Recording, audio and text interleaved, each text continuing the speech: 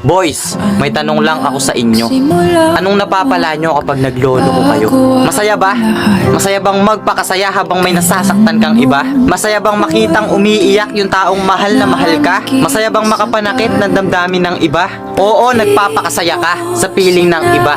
Pero hindi mo inisip na sa ginagawa mo, may nasasaktan ka na. Kaya karamihan sa mga babae, takot magmahal. Kasi karamihan sa mga lalaki, hindi marunong makontento sa isa. Sinasabi mo, mahal mo siya pero hindi mo naman ginagawa. Sinasabi mo, ikaw lang, pero naghahanap ka pa ng iba. Kaya boys, please lang, wag na wag nyo lolokohin yung mga partner nyo.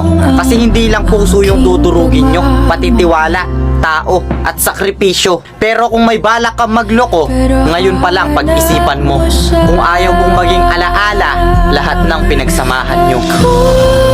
Masaya ka sa piling